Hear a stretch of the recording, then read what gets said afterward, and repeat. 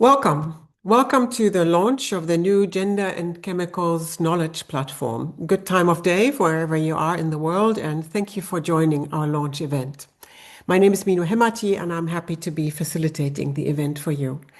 I'm a co-founder and associate of MSP Institute, Multi-Stakeholder Processes for Sustainable Development, a charitable association based in Berlin, Germany, and also the secretariat or hosting the secretariat of the Gender and Chemicals Partnership. The Gender and Chemicals Partnership, or GNCP for short, is a multi-stakeholder partnership created in 2023. Its goal is to enable and promote gender-responsive interventions to achieve gender equality and address gender-based discrimination and injustices in chemicals management.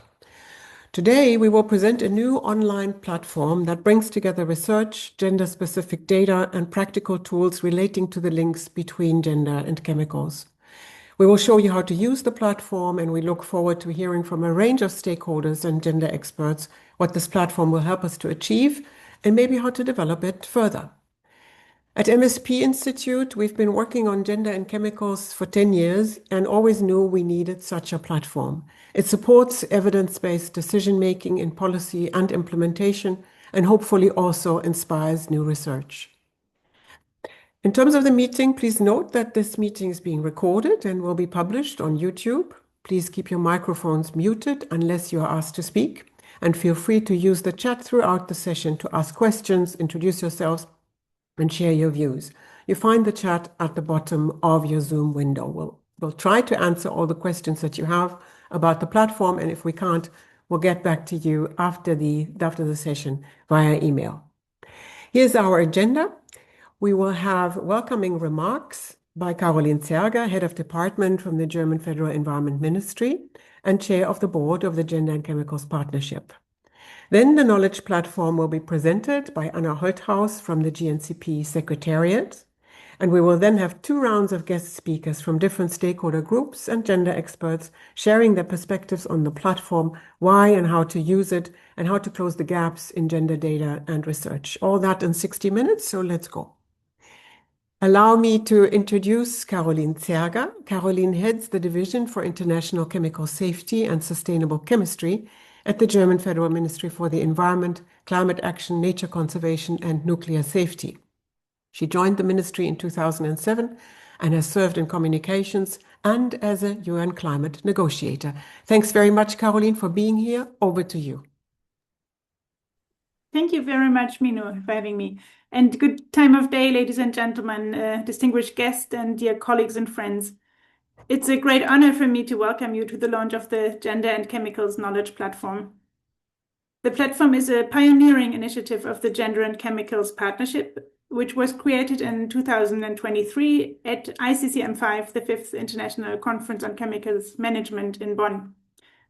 As Minu said, my name is Carolin Zerger, and I'm Head of Division for International Chemical Safety and Sustainable Chemistry at the Federal Ministry for the Environment in Germany. And I can say that our ministry has supported gender-related activities on chemicals for many years already. This included projects of women's and gender organizations, as well as measures that promote equality and cooperation among different stakeholders. I'm sure my predecessor, Jutta, who's also on this call, could talk a lot more about that, and also Josephine. I would like to start with a big thank you. The thanks goes to the partnership's board, as well as to its secretariat, and of course to all partners and supporters of this platform's development. I know that you have contributed countless hours, a very wide range of expertise, and most importantly, really a great enthusiasm over a long period of time. And your insights have really shaped the platform's vision. Friends and colleagues, we in this call probably all know that chemical exposure does not affect everyone equally. Scientific evidence shows that gender-specific differences play a crucial role in how chemicals impact health and the environment. No matter if these differences stem from biological, social, or occupational differences, or if they are related to caregiving, they do exist. However, comprehensive gender-specific data and research on chemical contamination are still lacking. The same is true for tools and strategies for gender-responsive chemical management. We are still navigating in uncharted waters in this field. Consequently, risk assessment, regulatory thresholds, and mitigation measures have often and much too often relied on a one-size-fits-all approach, which we know fails to protect the most vulnerable. The Gender and Chemicals Knowledge Platform is designed to change that. It brings together a vibrant community of practitioners, researchers, policymakers, and many other interested stakeholders. Through this platform, we will raise awareness, share data and information, strengthen knowledge exchange, and empower actors at all levels to integrate gender perspectives into every aspect of chemicals management. We believe that coupling robust gender data with user-friendly tools can make a tangible contribution to gender mainstreaming and chemicals management, linking science to policy, industry, and civil society. In closing, I would like to invite each of you to engage actively with the platform, share your experiences, and champion gender-responsive approaches in your work. Let us use this opportunity to build a more inclusive, evidence-based, and resilient chemical management system worldwide, one that protects every individual from harmful exposures, regardless of gender. Thank you very much. And with that, I'd like to hand over back to Minu. Thank you. Thank you very much, Carolin, for your welcoming remarks. And I'd like to take the opportunity to thank Carolin, to thank the ministry, to thank Carolin's predecessor, Jutta, to thank the colleague who's here, Josefine, for their support over the years and also for the appreciation that you express for the work of the partnership and all the partners that who are contributing their time and their expertise. Thank you very much. Now let's look at the platform that we talk about and look at it properly. Anna will present it to you, and I'd like to introduce her. Anna Holthaus is the project lead of the MSP Institute's work on gender and chemicals, including the Gender and Chemicals Partnership. She holds a master's degree in governing sustainability and a bachelor's degree in environmental sciences. Over to you, Anna.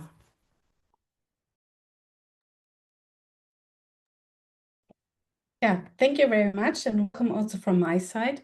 I will now introduce you to the Gender and Chemicals Knowledge Platform. A quick note before we start. Given the number of participants joining us today, we expect high traffic on the platform. And so we prepared slides to walk you through the platform instead of doing a live screen sharing. But of course, feel free to explore the platform yourselves after the event. So, the Gender and Chemicals Knowledge Platform is a central base for gender-specific knowledge on chemicals and pollution. The platform was developed with support from the German Federal Ministry for the Environment and Germany's Federal Environment Agency, and it would not exist without the Gender and Chemicals Partnership, and in particular the Working Group on Gender Data and Information, whose members generously shared their time and expertise throughout the development process and helped gather so much of the content you'll find on the platform today. Every resource on the platform is reviewed by expert reviewers within the Gender and Chemicals Partnership for relevance and assessed against quality criteria before publication, ensuring the platform's content is evidence-based. And before introducing you to the platform, I also want to briefly thank our web developer and designer, Joshua Hof, who brought this platform to life technically and visually. And I want to thank our team, Michelle, Tatjana, and Minu, for the dedication and time they poured into this project. What you can see now is the starting page. The starting page offers direct access to our three main pillars: research and data, tools and training, and policy and implementation. The main search bar allows for direct research. Simply enter a term, such as specific type of chemical, and you will find the related content right away. In addition, the starting page explains briefly our mission to bring together practitioners, researchers, policymakers, and other actors to share data, research, and practical resources to raise awareness of gender-specific differences, strengthen knowledge exchange, and empower actors across sectors to systematically integrate gender perspectives into chemicals management at all levels. The starting page also lists the latest published resources. It offers some informational facts on each of our key topic areas, for example, on women in chemistry. And it highlights our latest blog articles of the Gender and Chemicals Partnership.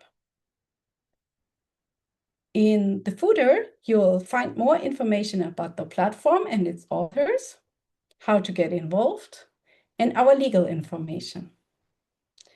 On the left side, you'll always find a little figure, and this is our accessibility button.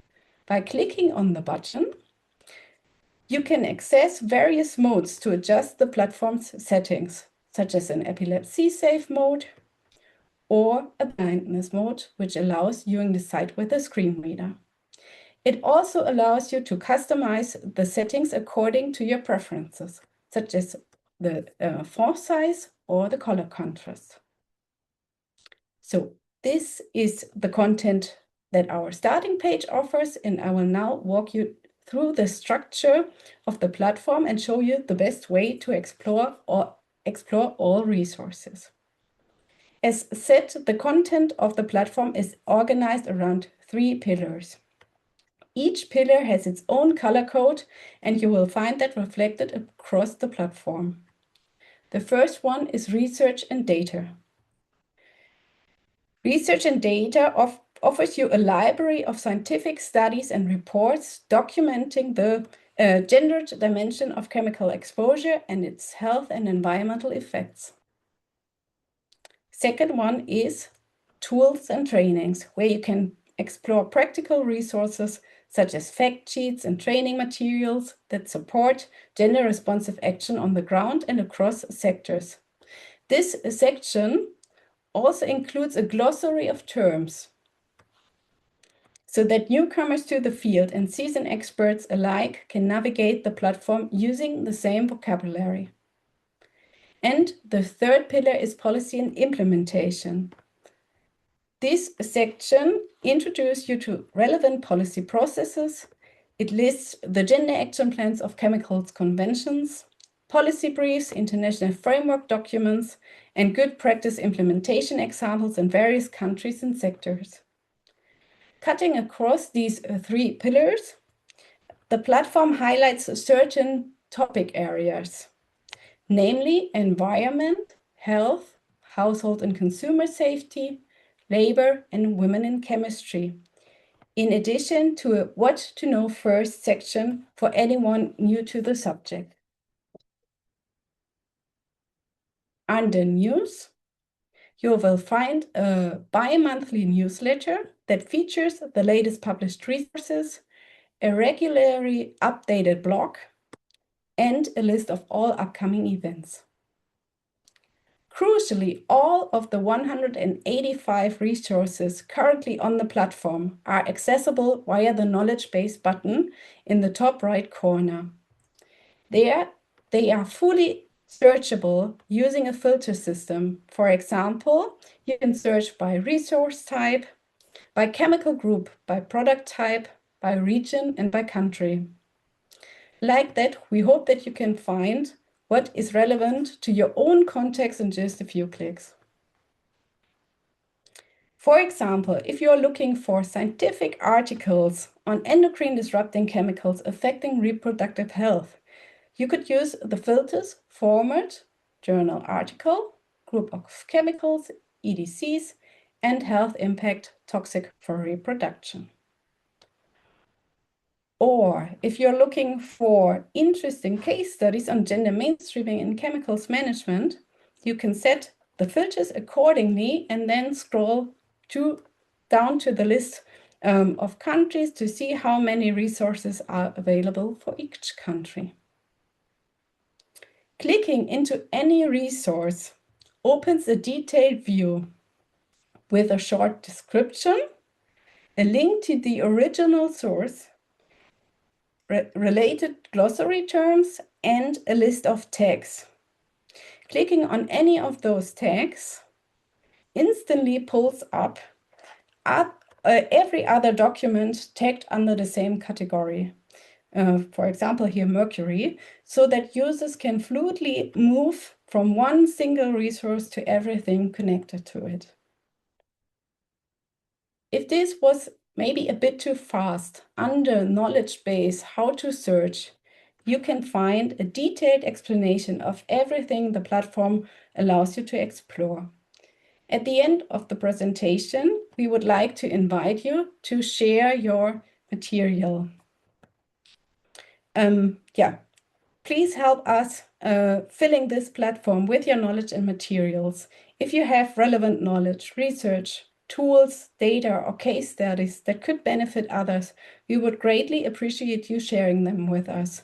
Everyone's contribution can help to ensure that the platform continues to grow as a collaborative, living resource base. In addition, we would like to invite you to subscribe to our Knowledge Platform newsletter to receive curated updates every 2 months. And like that, you will receive new resources, research, policy development, and practical tools delivered directly to your inbox. And I will now conclude my presentation by sharing the link to the platform so that you can start exploring the platform and its resources at genderchemicalsknowledge.org after our event. Thank you for your attention. And with this, I'll hand back to Minu. Thank you. Thank you very much, Anna, for this overview and the introduction, how to use it. If you do have technical questions or further information that you would need, you would want about the platform, please feel free to use the chat if you have questions right now. And if you have questions after this event when you're using it, feel free to email us. If you do put questions in the chat now, we will try to answer them during the session. And if we can't, we'll get back to you via email. So thanks very much for this presentation, Anna. I think this was very clear and I hope inviting. So people might want to have a look at the platform just now and after the event, because now we're going to go to our 2 rounds of guest speakers commenting on what we're trying to do there and answering a few specific questions that we pose to them. Let's turn to our first round of guest speakers from different stakeholder groups. We've asked them to discuss in 3 minutes each how the knowledge platform can help their stakeholder group in its work and what else they might want to see in the platform, if anything. And I'd like to introduce the speakers first and then turn to them for their contribution. So we start with Kay Williams. Hi, Kay. Kay is the head of the Global Framework on Chemicals unit within the United Nations Environment Programme, UNEP. Kay has over 20 years of experience in EU and international chemicals and waste policy, a former UK international negotiator and co-chair of the Beyond 2020 negotiations. She played a key role in shaping the Global Framework on Chemicals that was adopted in 2023. Then we welcome Dalia Fernanda Marquez Añez. She's a Venezuelan lawyer and environmental advocate committed to human rights, gender equality, and environmental justice. Dalia currently serves as co-chair of the UNEP Women's Major Group and the Major Group's Facilitating Committee, representing civil society in global environmental governance. And third, we have Siva Pariti. He's a chemical expert and sustainability consultant with over 20 years of experience in the textile, footwear, and leather sectors, specializing in sustainable chemistry, circularity, and climate-positive innovation. He's here today as Business Director, Sustainable Chemistry and Materials from LRQA. He's a recognized industry advisor, speaker, and academic. And so we turn to our first speaker. Kay, over to you. Thank you very much, Minu, and thank you. Good day, everyone, here on this call today. So first of all, I would like to congratulate you all for the Gender and Chemicals Partnership and everyone involved in developing this very important resource. I absolutely love it. I think it's original. There are features in it that I haven't seen before, such as the accessibility. And I think when you have a quick look, as I've been doing, it does actually give you very interesting articles for you to access, especially from the point of view of gender. So I think it's a marvelous initiative. In terms of the timing is particularly important for us in the Global Framework on Chemicals. This is the year for our first international conference in November. And one of the things that we will be aiming to achieve is to at least welcome the draft Gender Action Plan that people have been working on in the previous 2 years to try and provide a space which will guide how people can address gender, which is one of the main principles of our framework. So we believe that the platform can help in implementing the draft Gender Action Plan. And one of the key features for that action plan is about ensuring that gender and sex disaggregated knowledge, data and information are generated, available and accessible, because that will help us to make decisions that are based on evidence rather than assumptions in the future. So this has the potential, the framework, to become a very practical implementation tool. And by connecting the evidence and the action and knowledge will really support development and share good practice. So we welcome the launch. So I also believe that there will be strong connections to be made with other knowledge management platforms, and including one that we're working on with the Global Framework. It's called the Global Framework Chemicals Knowledge Management Platform. And once that is in place, we hope that there will be strong linkages between the two platforms. Certainly within the chemicals and waste community, one of the biggest challenges we face is not necessarily the lack of knowledge, but that knowledge is often very fragmented. And being able to access something like this in your platform that is very specifically focused on an issue and linking that issue to the broad topic of chemicals and waste is extremely helpful. So as the GFC, our framework, develops its knowledge and management architecture, the new platform that will represent a valuable thematic resource that will complement the knowledge management work that we intend to be doing and reinforcing it. So one thing I think I'd like to be seeing over time is perhaps that the new platform perhaps becomes increasingly community driven. That would be great. And beyond the serving as a repository for documents, it potentially could become a space where governments, researchers, civil society and organizations can contribute, as you aim to do. I think it'd be really important to contribute new evidence, share experiences and highlight emerging practices, because that is one of the things that people, I think, struggle with, is knowing how to implement things like our Gender Action Plan, how to progress the agenda within their own particular community and sphere. So ultimately, thank you so much for all the work that you've done. I'm very excited about the platform, and I wish it well in the future. Thank you. Thank you. Thank you very much, Kay, for your appreciating comments and also for your suggestions. We'll make sure that we interlink properly with the knowledge and the knowledge management platforms that you are developing at the GFC. And as you say, community driven. We do invite everybody to share their knowledge on the platform so that it can grow from the bottom up. Thank you very much for your inspiration as well, Kay. We'll go to Dalia to look for more of a civil society perspective. Over to you, Dalia. First of all, thank you very much for the opportunity to participate here and share our perspective as the women's major group at UNEP. And I want to sincerely congratulate the team behind this platform, because you have created something truly accessible and deeply needed. It is clear how much care, collaboration, and heart and effort went into making this space useful for everyone working on gender and chemicals.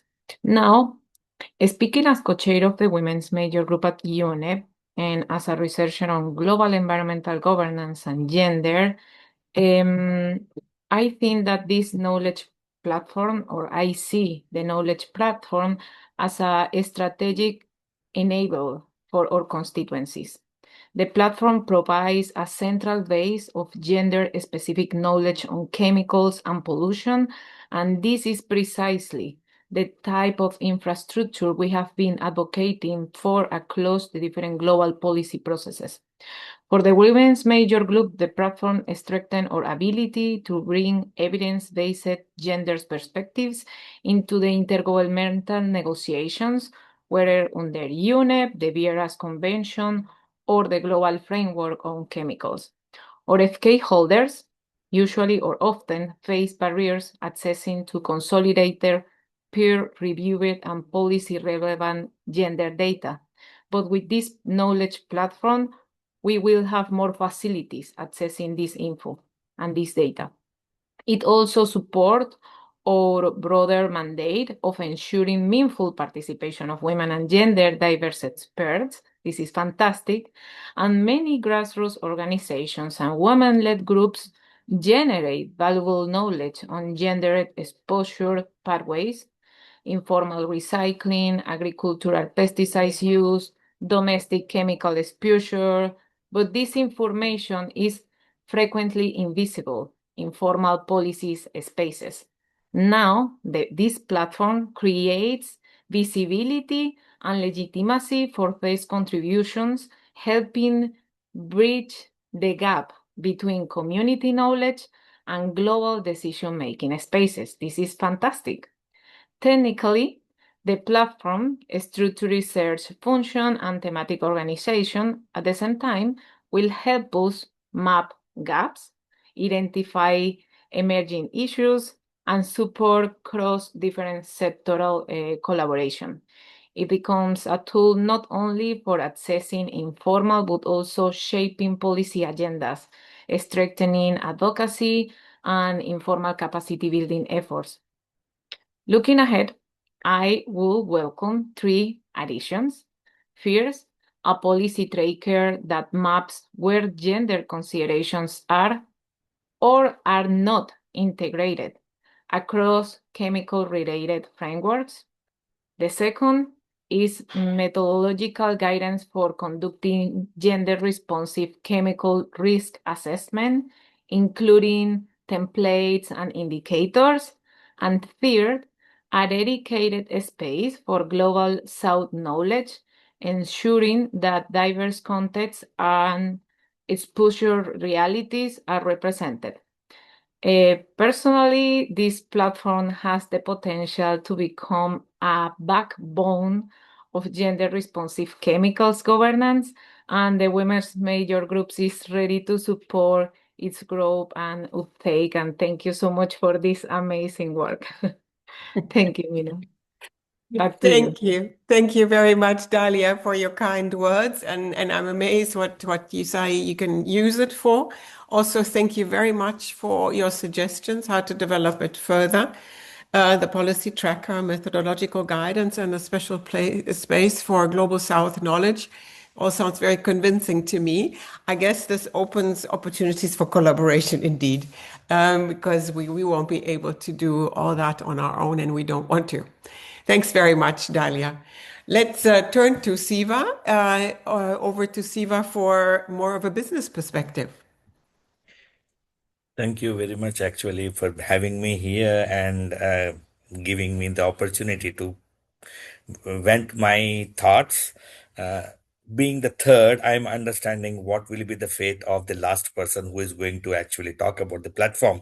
Being the third, I'm not able to talk something new completely. I can imagine what's happening. I started looking at it and I fell in love just because this is probably one-stop shop of the whole information on chemicals and its exposure. Chemicals exposure in specific to the gender means chemical exposure to the whole mankind completely. I would agree that I think when you are focusing on the gender, it is equivalent to actually have it for everyone. And thanks to this platform, which is overwhelming actually on the information, kudos to all the people who made it happen in such a short time and also gather all the information.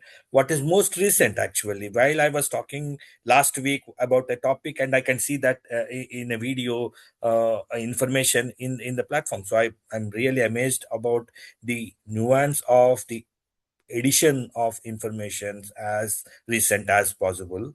It could be definitely be used for researchers, specifically also to collaborators, NGOs, policymakers, everything what is said. I don't want to repeat, but also amazed about the practical tools, what it is having. It has all the ingredients what are needed, uh, but I would focus more on what is needs to be done, and especially coming from the place where I am actually working on textiles and apparel and footwear industry. Probably we need a little bit more case studies on some of the Asian communities and Asian case studies. I see a lot of case studies, especially in African these things and heavy metals and others, but the endocrine disruptors or PFAS, for example. But looking at them and add more case studies towards specific regions, maybe country specific. And I also want this platform to instigate researchers on research topics to be selected, on specific data to be created, and also we want this platform to also measure impact and implementation, because knowledge, huge amount of knowledge which you are gathering, and I think it is very good. Also important point is peer reviewed. So it's not that any LinkedIn post is getting into the claiming. There is a lot of research which is happening. There is science-based evidence which is coming up. I understand that is the most creative impact which we can create. However, I am looking at what should be the research point which Harvard or MIT or any other organizations can pick in. Right now, it is the reverse which is happening. We should be the point where we should intuit and give the researchers a point of topic, and then create back the information and this thing about that. So converting data and in knowledge to implementation and impact. So that's something which I'm looking at as a platform in future. There's another point which I'm also thinking about is microfiber, the carriers of the textile chemicals itself. It's not the chemical itself, but it is the carriers which are actually getting impacted. Is microfiber itself as a substance, or microfiber leachates and the carriers are getting impacted? So if we don't do that research now, I think we will not do justice. So I think through that, topics need to be generated in this the place where we can actually go in details on that. And something like breastfeeding females and workers and workspace exposure, occupational health, and practical videos on what needs to be done. This could be the place, but also there's something where people like us who are practitioners on field should be communicated or collaborated to ensure that these are getting to the nook and corner of everyone who is actually being impacted. So one place where you are having as a knowledge hub. The second is converting that knowledge hub to take them to the practitioners and then make things impacted, and then get back into the platform how it is getting impacted, and peer-to-peer reviews and managing things. So I think these are the only things, because if you are so good, I can't tell what are the gaps. That's the problem. And I could only think about some things which others fortunate that I am doing that. Another last point is risk assessment tools. So probably we should actually create easy access to practitioners, even the workers, to understand easily about a chemical, about the risk and about the exposure and the chemistry around, make things simpler, not so much scientific, because we need to convert that scientific knowledge into a simple tool. Something like that should be also a very interesting topic for me to this thing. So I am overwhelmed and amazed. So this is my short feedback to you all, and thanks for having me here. Thank you. Thank you very much, Siva, for your feedback and all your suggestions. Also calls for a lot of collaboration, I think, in terms of developing the platform further. It also calls really for everybody here and in your networks to contribute to the platform, what might be missing or what might be useful in addition to have. And in terms of inspiring research within the Gender and Chemicals Partnership, we've also several times already have discussed the need to develop some kind of research agenda. What are the priorities? And we would love to reach out further to develop that and promote that with scientific institutions to ensure that we're getting the research and the data that are needed, and policymakers and practitioners know that best. So thanks very much to this first round of speakers. And I'd like to turn to our second round of contributors about things relating to the platform. We've asked 4 gender experts from different organizations and stakeholders to discuss, again in 3 minutes each, what is needed to close the gender gap in chemicals management and what is needed to support women and girls in chemistry and chemicals management. And again, I'd like to introduce the 4 of them and then we go from one to the other. So let me introduce them first. Sharika Whitelock-Ballingsing is a public health expert and poison information coordinator for the Caribbean Poison Information Network at the University of Technology in Jamaica. With over 20 years of experience, she specializes in chemical poisoning, medical toxicology, and public health policy to protect vulnerable populations from toxic exposures. I'd also like to say that Sharika is a member of the board of the Gender and Chemicals Partnership and has led the development of the knowledge platform in her role as co-chair of our working group on gender, data and information, together with Josephine Moldenhauer from the German Environment Ministry. Then we welcome Monica Garba-Kapadia. She is the Global Program Specialist at the United Nations Development Program, UNDP, with over 20 years of experience in chemicals, waste, and pollution prevention. Monica leads global initiatives on gender, safeguards, and innovative programs to protect human health and the environment from chemical pollution.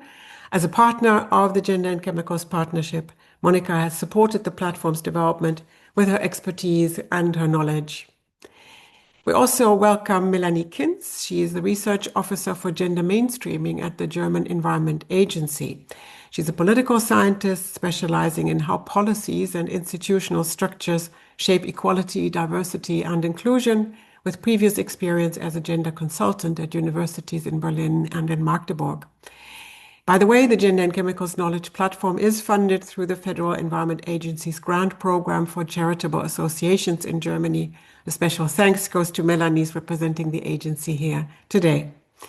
And last but no way least, Tripti Aurora. She is the South Asia Regional Coordinator and Gender Coordinator for IPEN, the International Pollutants Elimination Network. Tripti is based at Toxics Link, India. She leads regional and global initiatives on hazardous chemicals, plastics, and waste, with a strong focus on gender, human health, and environmental protection. So we begin this round with Sharika. Over to you, Sharika. So much, Minu, and good time of day, everyone. So in regards to the question, what is needed to close the gender gap in chemical management? And so I'd just like to look on the research points here. The gender and sex discussion is quite a provocative one within the UN space. But what is the information that is absent?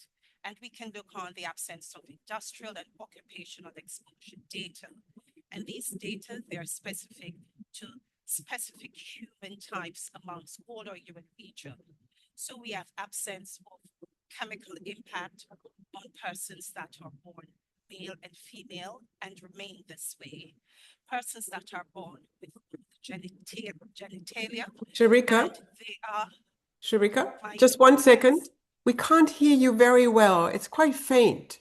So if Can you hear me better now? Oh, yes. Thank you very much. You can continue. All right. Thank you. So the absence of data on the following categories, and I put them in categories in terms of sex and gender. persons that are born, both male and female, and they remain this way. So there is more data on male in regards to how chemical exposure affect them in the workplace compared to female. Persons that are born with both genitalia and they are dominating a particular hormone, we do not have any data on that in a research space. Persons that are born male and female with contrasting hormones, we do not have any data in the public health space and how chemical affect them. And persons who does a sex change or have a hormone therapy, we do not have any data to state how chemical impact these different types of human type.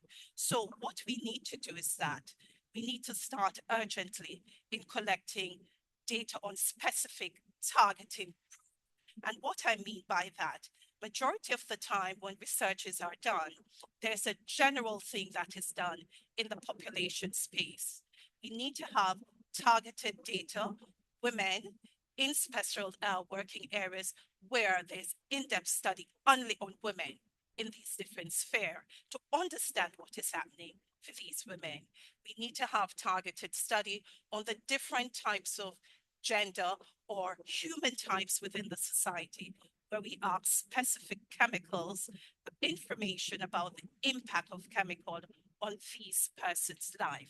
And once we get that in-depth knowledge for these different human types, we will be able, within the different countries and different UN regions, to formulate programs, to formulate policies, to even develop education programs within our system to understand what is happening in our population and what is needed to close these gender gap information. Thank you.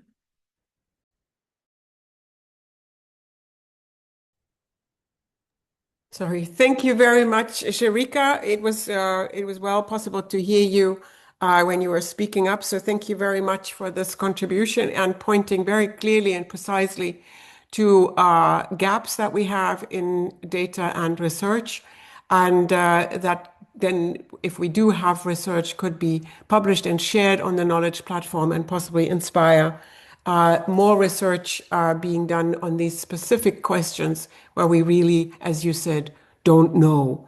I'd like to turn to Monica for her contribution from a UNDP perspective. Monica, you have the floor. Thank you, Minu. And good morning, good afternoon, and good evening to everyone. As Minu mentioned, I am Monica Gaba-Gabadia, and I work on chemicals and waste management at the United Nations Development Program.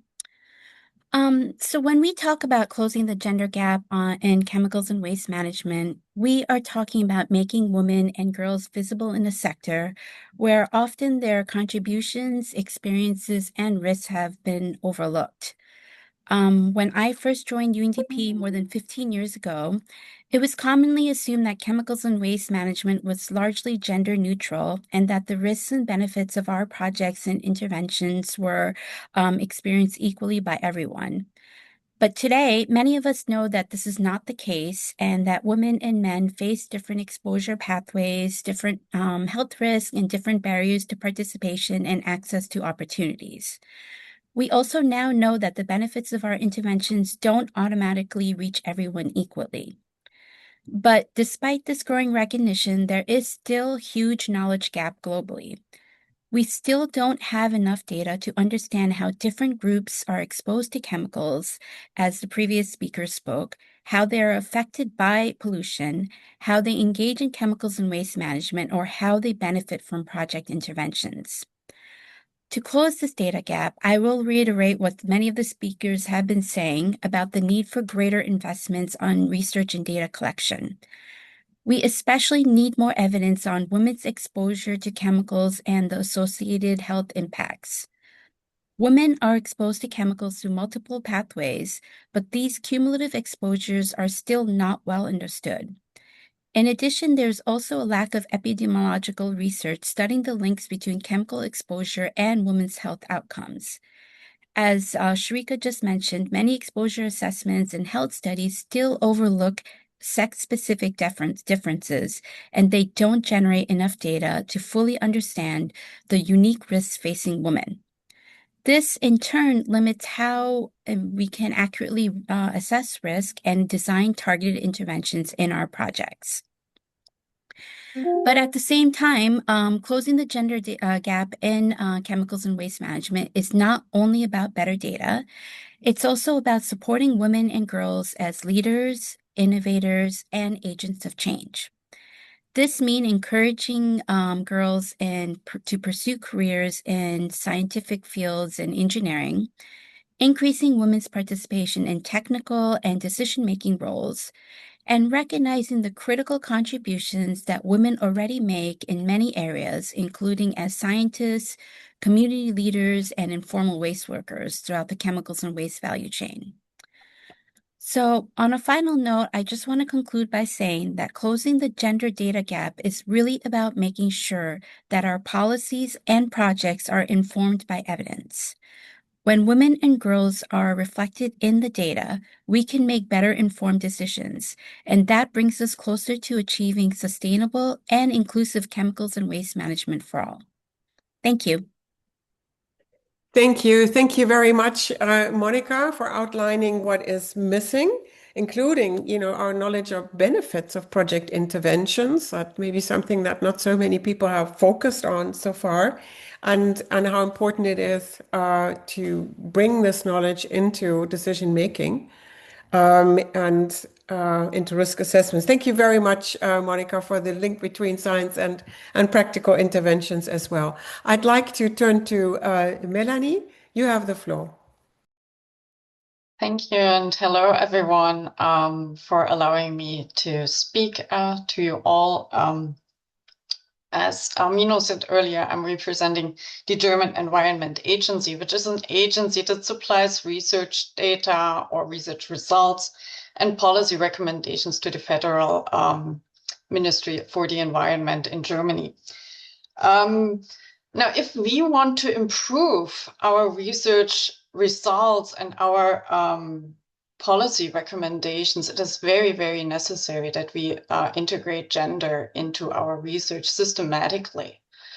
And in order to do so, we have created a further education course in our agency that targets mainly young researchers, new researchers to the agency, but is open to all of our scientists on how to systematically integrate gender in research. And one of the modules actually looks at resources that researchers can use to learn about the gender dimension of their field. And this is where we are very happy that the gender in chemicals knowledge base is now available, because it gives us access to a consolidated and curated, peer-reviewed collection of knowledge that integrates knowledge about chemicals, but from 3 different perspectives: training data, knowledge data, policy implementation data. So this is a very unique setup for one of the many fields that our agency researches at. And we are very, very glad that we received this proposal to oversee, supervise the development and implementation of this project, and are very, very happy to support this, and also hope that our educational course produces the kind of fruits where it actually allows us to pay back in the future and contribute to our own research, our own data, and help to grow the knowledge on chemicals and gender in the future. So thank you. I'll make it short.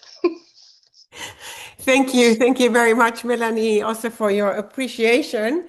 And what an interesting thing to have a course internally in the agency for your scientific staff. And I would like to encourage you to share what you can share about this course via the knowledge platform, and inspire others maybe to do the same. And of course, this kind of appreciation is what you'd like to hear from your funders. So this is great. Thank you very much. Tripti, last but not least, I'd like to turn to you and your perspective. You have the floor. Thank you very much, Minu. A very good morning, good afternoon, and good evening to all of you. I'm Tripti, and I'm joining you all from India. It's my pleasure to be here today. Firstly, I would really like to congratulate the Gender and Chemicals Partnership team on the launch of this very important knowledge platform. I think all of the good things have already been said, but I feel that it's a very wonderful and a timely initiative that can strengthen the evidence base and also support more gender responsive chemicals management. And I think, as Kay already mentioned, it is also important because now the Gender Action Plan is up for adoption at the GFC, and I think the platform will certainly play a key role in its implementation. So I would like to make three brief points. First, I would like to begin with saying that now we have a very clear science. So it's safe to say that there is now substantial evidence that say that hazardous chemicals do not affect everybody equally. So the platform has already compiled a lot of good information that already exists and the tools that are there. But we know that both biological sex and the gender influence chemical exposure and thus, of course, the health outcomes. So biological differences affect how chemicals are absorbed, metabolized, and also impact health, while the gender roles shape exposure patterns through occupations, household responsibility, consumer products, but also unequal access to information and resources. So secondly, I feel that now that we have reached a very important point in this conversation, which is the question is no longer whether gender matters. The question is whether we have enough evidence to understand how exposures differ, how much they contribute to health impacts, and who is most affected. So this is where addressing the gender data gap becomes so much more important. So for too long, we have seen that women have been underrepresented, not only in the policies and decision making, but also in the data that actually informs those decisions. So evidence we have in our work, we have certainly observed that evidence is the base, is the foundation for action. So it is what makes the inequalities visible, identifies who is more at risk, and provides the basis for stronger policies and accountability. So we think that closing the gender data gap is not simply about collecting more data, it's also about collecting the right data. So we thus need sex and gender disaggregated evidence that reflects on ground real life exposures and includes women from different regions, different occupations, different communities, particularly the ones who are actually on the front lines. So we certainly need more evidence on the health impacts of chemical mixtures, EDCs, PFAS, and all other hazardous substances across their life cycles. So I certainly feel that when the gender is integrated throughout research and from the beginning, so from the study design to exposure assessment to biomonitoring, health surveillance, and even policy evaluation, I think it will lead to the development of policies that are equitable and, of course, more effective. So we as IPEN, we've also played a very key role in this, and our members across the globe have developed more data, have developed evidence where nothing really exists. And I see many of it is actually reflected in the platform. So I'm glad to see that. And also, I feel that data alone is not enough. We need that data to lead to more stronger policies. So again, the evidence that we have, we now need to bridge it to action. So it is the bridge between science and policies. So we need to support women and girls, and which goes beyond the improving data. So that's the next step. So I think women and girls, we are not only disproportionately affected, but they're agents of change. We have seen women who are scientists, researchers, workers, leaders, community leaders, and advocates. So I think leveraging the knowledge, expertise, and lived experience that they have are essential for developing effective and inclusive chemicals policy. So this also means ensuring that they have equal access to resources, capacity building, and leadership opportunities. So at the core, I also feel that this is very much a human right issue. So everyone has the right to highest attainable standard of health and to live in a clean, healthy, and sustainable environment. So I feel that this new knowledge platform can actually make a very important contribution by bringing together evidence, tools, and good practices in one accessible place.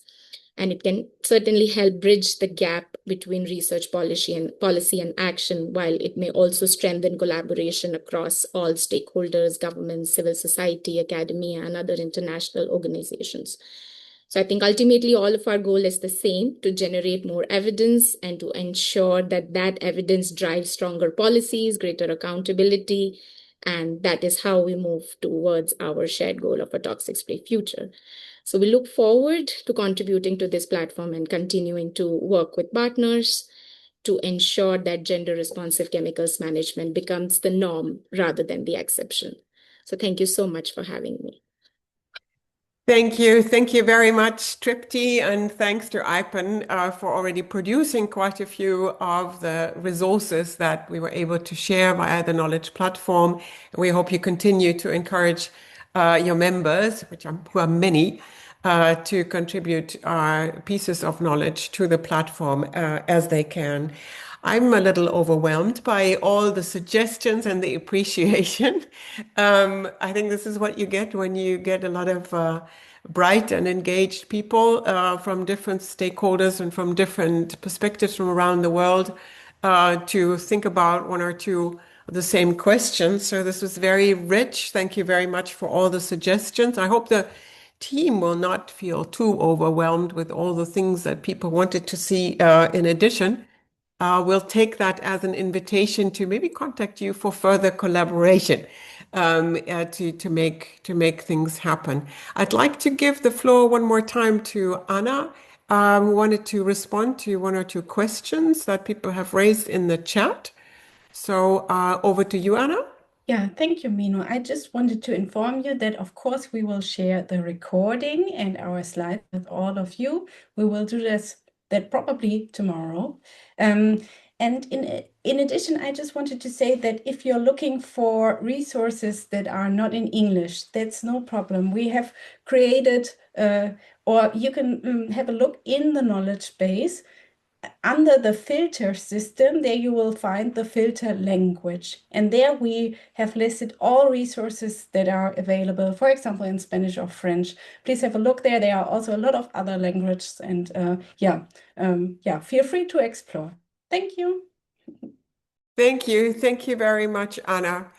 I want to thank Anna also for leading the team in this particular project. She does ably, as she has done in other projects, and we really appreciate your leadership and your work here, Anna. I'd like to thank everybody who's been here and been part of our launch event.